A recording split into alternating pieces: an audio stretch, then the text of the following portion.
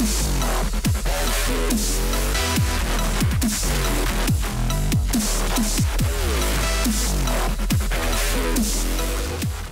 everyone and welcome, I'm Its Seras and today I'll be showing you my Staff Scepter focused Prismatic Understanding Mesmer build.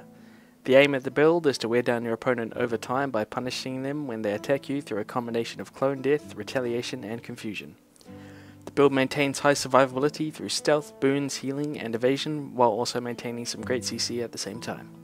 It's an absolute joy to roam around with in World v World and also to fight others in PvP, so without further ado, let's get into it. First up for our equipment, we'll be covering our stat selection. The stats on our armor that we are looking for are the Rabid stats. These allow us to proc sharpened images more often, which is great as this adds to our damage quite a bit. For our accessories, we will be after the Dire Rabid Hybrid as these provide us with more hit points while still maintaining some good offense. If you're feeling a bit squishy, then feel free to swap out some of the Rabid pieces we have here for some more Dire, as this will help your survivability quite a bit. The ruin set that we're after is the Ruin of the Traveller, because it gives us some good movement speed. It also provides us with some boost to everything we have. We get boon duration, condition duration, more healing, damage, defense. It's all there in the Ruins of the Traveller, albeit it's a smaller part for the all stats section. But the best part about it is the 6-piece bonus, which is 25% movement speed, which on a Mesmer, if you've ever played one before, you'll realise that you can't really move that fast as one. Honestly, I can't live without it. Just feel way too slow while playing the Mesmer without the 25% movement speed. You can get other ruins. I tried the Perplexity ones, and they were quite nice in combat, but out of combat when I want to walk around, I just miss that 25% movement speed too much. For our sigils, we're going to be taking the Superior Sigil of Energy for our staff and our focus, and a Earth for the Scepter and Doom for our staff as well. This provides us with conditions, more evasion, and the extra endurance also helps increase our survivability and also create more clones, which means more damage on the enemy. The reason why I take the focus over the torch for this build is I find the focus to be very strong with its AoE pull and the combo of the Warden and the Light Field providing some extra condition cleanse. The Warden itself is also a reflect, which is quite nice, and it stacks up quite a bit of bleeds if you manage to catch someone in it. The staff is a very strong weapon for our build as it has a low cooldown blink and decent condition damage. It also has a slew of buffs and conditions from 3 of its skills. That there covers the equipment, so let's move on to the next section. Alright, we've done our equipment, now let's do our utilities. For our healing skill, we are taking Signet of the Ether.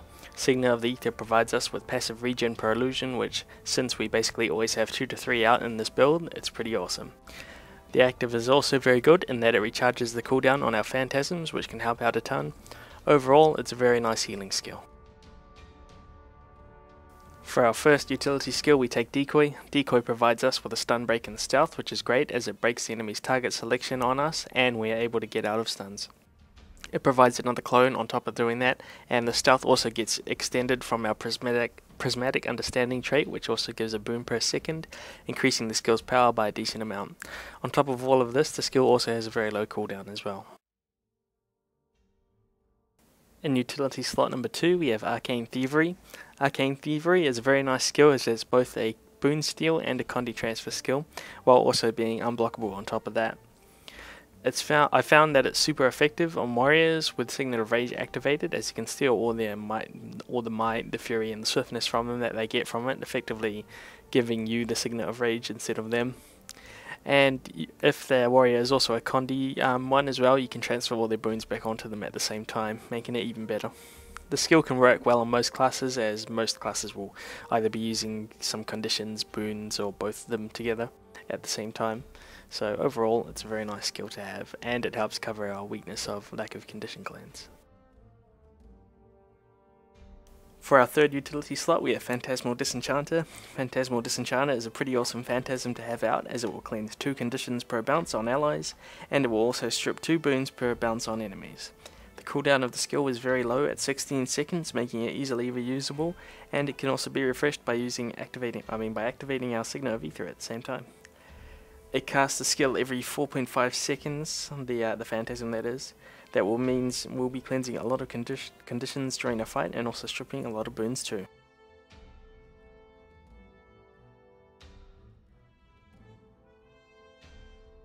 For our elite skill we have Mass Invisibility. Mass Invisibility is a pretty awesome skill as an elite, as it will provide us with stealth to up to 10 of our allies for 6 seconds. Because of the duration of the skill, we can get Prismatic Understanding to provide us with a ton of boons as long as we stay in stealth for the full duration. We can also either run away if we're losing or get into a better position to win the fight if we need to. We also have the ability to summon phantasms from stealth without revealing ourselves, and also shattering our clones for some extra confusion if needed. When you hit the shatter, the clones will actually stay invisible until they go up and explode on the enemy. The skill also buys us time to regenerate health and reposition our group during a fight, since a group stealths the entire group, you can stealth your entire group of allies and then go up to someone and then burst them down at the same time. It allows you to do this unimpeded as the enemy can't see you. Okay, so that there covers our utility skills, so let's move on to the next section. Alright, in this section we will cover the weapon skills and the tips and tricks with them. First up with the Scepter, we have the auto attack chain. It's not too powerful in our build due to us having low power, but its third skill in the chain summons a clone, which is pretty nice. Next up we have Illusionary Counter. Illusionary Counter provides us with a 2-second block that applies Torment and summons a clone on the target that hits us. It's a very nice skill with a low 8-second cooldown and high torment damage, so you just have to make sure that you don't make it obvious when you're using it. Timing it correctly will help you block some powerful hits and also do some good damage on your own as well. Our third skill with the Scepter is Confusing Images. Confusing Images channels a beam on the enemy that does a small bit of power damage and 5 stacks of confusion. Up to 5 targets between you and your target will also receive the damage and confusion from it, making it a nice way of applying AoE confusion. For the focus we have Temporal Curtain. Temporal Curtain provides a light wall that can AoE pull in towards it when activated, and also cripple enemies and give allies swiftness if they pass through it. It's a very nice skill to have as it's a very long duration CC and also is a light field as well at the same time. Our last skill with the Scepter is Illusionary Warden. Illusionary Warden is a phantasm that will channel Ranger's skill whirling defenses on a target. Because of its multi-hit nature, we can trigger a lot of bleeds from sharpened images using the skill, and we can also use it as a safe spot from projectile attacks due to its reflect or absorbability if you don't have the trait in. Due to it being a whirl, we can also place Chaos Storm and Temporal Curtain on it for some excellent combo finishes. The Chaos Storm will provide us with some confusing bolts that apply confusion, and Temporal Curtain will provide you with some cleansing bolts because it's a light field. For our other weapon set, we have Staff. The auto attack of Staff is Winds of Chaos. Winds of Chaos fires out an orb that bounces between allies and enemies, providing might and fury to allies, and burning, bleeding, and vulnerability to our enemies. Our clones also use this skill, dealing a decent amount of condition damage over time. Skill 2 for Staff is Phase Retreat. Phase Retreat is an amazing skill that ports you backwards, away from your target. It also summons a clone and can port you up ledges. The skill also benefits from both illusion cooldown reduction and staff cooldown reduction, giving it a very low cooldown of 8 seconds, which means we are teleporting very often, increasing our clone production, survivability and mobility at the same time. For Staff 3 we have Phantasmal Warlock. Phantasmal Warlock does a burst of direct damage based on the amount of conditions that the opponent has. It doesn't hit too hard in our build, but it is an illusion, meaning we can use it for shattering and absorbing projectiles. Next up we have Chaos Armor. Chaos Armor provides us with random boons when we are struck, and it also applies conditions to the foes that struck us. The boons in Condis are Protection, Regeneration, Swiftness, Confusion, Cripple and Blind. It's an alright skill, but it suffers from a long cooldown. Our last skill for Staff is Chaos Storm. Chaos Storm is an ethereal field that lasts for 5 seconds at the location of our choice. It deals damage, applies boons to allies, and if timed right can easily turn the tide in battle. We can also use this in combination with our Warden to apply more confusion to the enemy through our Whirl finisher, which leads to, Confusing Bolts, I think. Alright, that there covers the weapon skills. Let's move on to the next section of our build. So for our traits, we want to go 5 into Dueling, 6 into Chaos, and 3 into Illusions. This spread of trait points gives us access to a decent amount of survivability and damage through Prismatic Understanding, Clone Death traits, and cooldown reductions, along with a good decent stat boost for our build. For our first trait in Dueling, we have Critical Infusion. Critical Infusion is a very powerful trait that allows us to keep dodging by providing us with Vigor on crit. The trait has a 10-second internal cooldown, but since we have a lot of burn duration from our Chaos line, we can still have a good uptime of Vigor from this trait. For a adept minor trait, this trait is extremely powerful. Our first major trait for dueling is Retaliatory Shield. Retaliatory Shield provides us with 4¼ seconds of retaliation when we block. Because we have a lot of blocks in this build, we're able to have a high uptime on retaliation from this trait. Retaliation helps in punishing the enemy from attacking us with multi-hit abilities, so if they use one to get through our Aegis, it makes their attack less effective, as they'll be doing a large amount of damage to themselves instead. 3 points into dueling, we have Sharper Images. Sharper Images causes our clones and phantasms to do 5 seconds of bleed on crit. It's a fantastic trait for a minor trait and is really effective with our multi-hit phantasms. This allows our Warden to stack up to 12 potential bleeds if it manages to crit with all of its hits, which is pretty damn nice. So that adds up to about 6k damage over 5 seconds when it goes off. For our fourth trait in dueling, we have Deceptive Evasion. Deceptive Evasion generates a clone when we dodge. This trait allows us to rapidly increase our clone production in combat as we evade attacks and allows us to punish the enemy for attacking us when we dodge. If we dodge powerful skills such as Eviscerate or 100 Blades, the enemy will then end up killing the clone, and then the clone will deal its clone death traded abilities onto them, turning our evade into a counterattack, which is pretty nice. It also means that if we're dodging, because we have more clones in the field, we then add more confusion to the field and therefore increase our survivability as well. For our last trait in dueling, we have Confusing Combatants. Confusing Combatants makes it so that our illusions do confusion on enemies around them when they are killed. It's a pretty decent skill for a minor trait and works perfectly into our build. For our first trait in Chaos, we have Metaphysical Rejuvenation. Metaphysical Rejuvenation grants us 14½ seconds of regen when we drop below 75% HP. It's nice as a minor trait as it keeps us topped up very well in combination with our Signet of the Ether. With a 30-second internal cooldown, it's almost always ready for the next fight. For our next trait in Chaos, we have Debilitating Dissipation. Debilitating Dissipation is a very effective trait to take in our build as it plays well into our style of combat. Debilitating Dissipation causes our clones to apply one of 3 different types of conditions on up to 5 enemies around them when the clones are killed. The conditions are very helpful as they are 3 stacks of bleed, vulnerability and weakness. The additional damage from bleeds is always welcome. Vulnerability itself acts as a very great cover condition to have, and weakness helps in mitigating direct damage towards us and making it very easy to kill targets through reducing their endurance regeneration, therefore making them have less dodges. Overall, it's a very nice trait if you can position yourself well to make it so that the enemy will kill your clones instead of yourself, so they end up hurting themselves instead of hurting you. Trait 3 in the Chaos line is Illusionary Membrane. Illusionary Membrane provides us with 4¼ seconds of protection when we are granted regeneration. Due to our ease of access to regeneration in this build through Metaphysical Rejuvenation and Prismatic Understanding, this trait procs very often.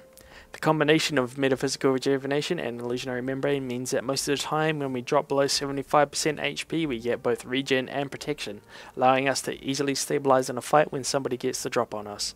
Overall, it's a very effective trait for a minor trait. 4 points into Chaos, we take the trait Chaotic Dampening. Chaotic Dampening reduces the cooldown on our staff skills by 20% and increases our toughness by 50% when we're wielding a staff. This is a very useful trait as it compounds with Illusionary Celerity and reducing the cooldown of Phase Retreat, allowing for massively increased clone production and agility around the battlefield.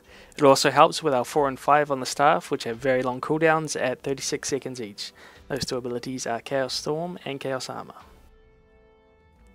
Alright, for our Grandmaster minor trait in Chaos, we have the trait Chaotic Transference. Chaotic Transference is a simple trait that gives us bonus to our condition damage based on 10% of our toughness.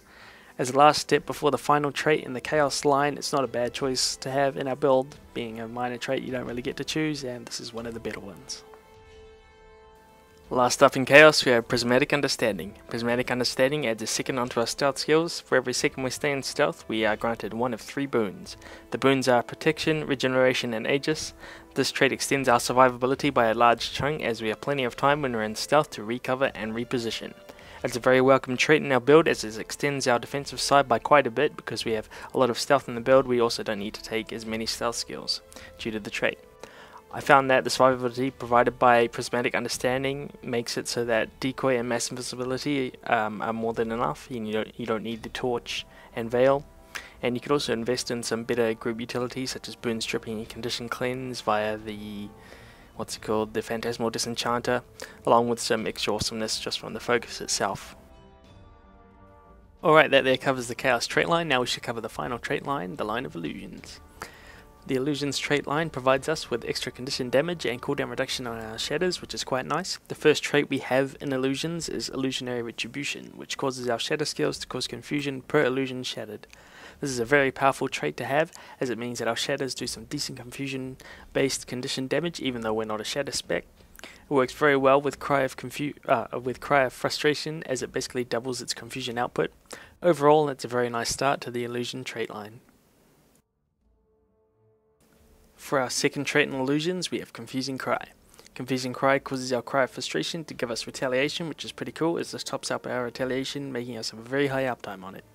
It also means that when we use Cry of Frustration, we are punishing enemies who can continue to attack us heavily with both Confusion and Retaliation.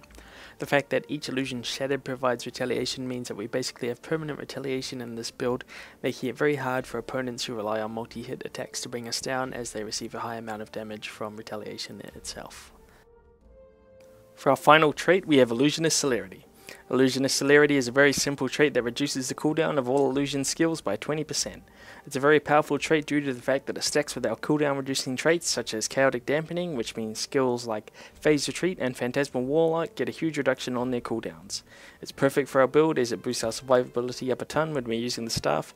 Our Phantasmal Warden and Disenchanter also receive cooldown reductions too, increasing their reusability in battle. Overall, it's a very powerful trait to have as the Master Miner trait. That's it for our traits. As you can see, we have everything we need to be highly maneuverable in the battlefield with high survivability. We have decent group utility through conditions, stealth, burn stripping, condition cleanse, and some decent damage through our punishing conditions and retaliation. Our traits really enhance our clone's usefulness in combat and increase our clone production by quite a bit. With the traits out of the way, let's move on to the next part of the video. Alright, there we have it, a Prismatic Understanding Mesmer build. It has very high survivability coupled with some decent group utility and crowd control. It has some alright damage and is very easy to play. I found it fun in World v World and SPVP, and I can basically pick and choose my targets without having to worry about being killed at all, and I can easily escape if things start to turn sour. I'll throw up a gameplay vid of this build shortly, as well as some of my other builds as well. I just got my hands on a new graphics card thanks to a very kind friend of mine, which enabled me to use the NVIDIA Shadowplay, which records some amazing videos without frame rate loss, making it more enjoyable to record in. As you know, I'm not running at 30 frames instead of 60. The audio on Shadowplay isn't too great at this stage for its beta, so I'll record that through some other program.